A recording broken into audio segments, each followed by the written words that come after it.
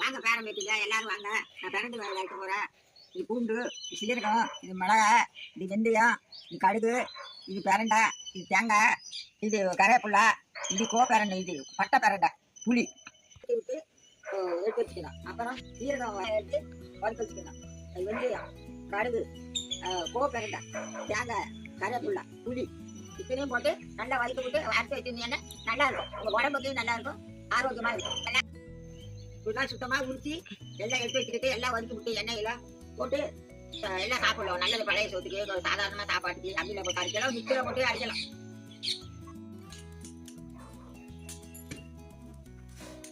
நான் மிளகா எடுத்துக்கலாம்.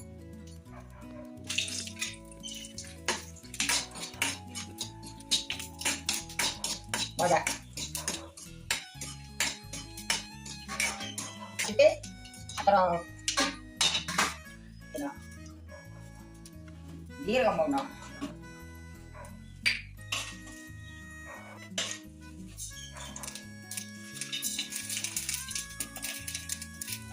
எல்லாம் போட்டு வச்சு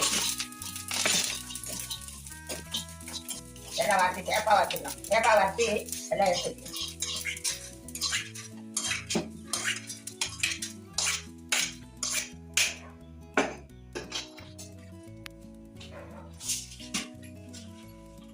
பிரண்டை போடணும். பிரண்டையை போட்டு நல்லா வறுக்கணும். கொஞ்சம் எண்ணெயை ஊற்றி வதக்கி விட்டா நல்லா வதங்கி போயிடும். எண்ணெய் ஊற்றி வதக்கிட்டு ஒரு தண்ணியில் எடுத்து வச்சுக்கணும். ஒரு தட்டில்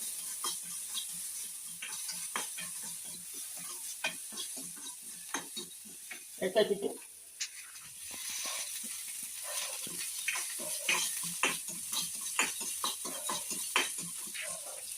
நல்லா தேப்பாக வந்ததே எடுக்கணும்.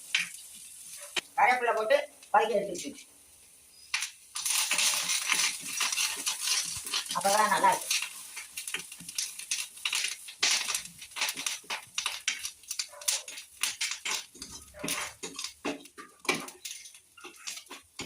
எடுத்து வச்சுட்டு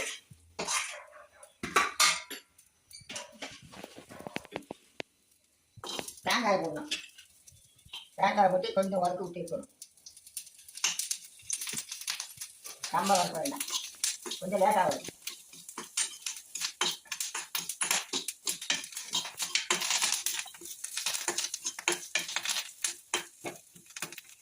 அவ்வளோதான். அப்புறம் புளி, பூண்டு இதெல்லாம் போடணும்.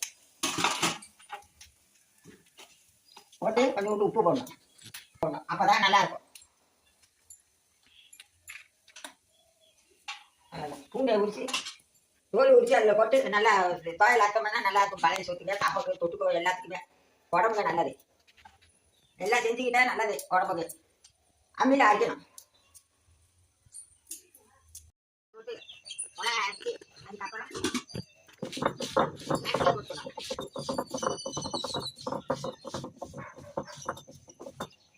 அரைச்சி அதுக்கப்புறம் தேங்காய் வேணும். பிரண்டை போட்டு அரைச்சதுக்கப்புறம் தேங்காய்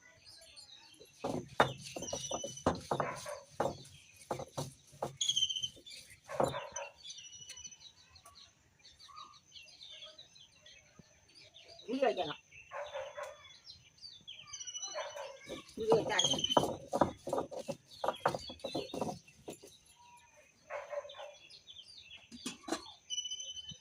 வளைச்சி எடுத்துட்டு எண்ணெய் சட்டில் போய் ஒரு கடுகு போட்டு தாக்கி வைக்கணும்.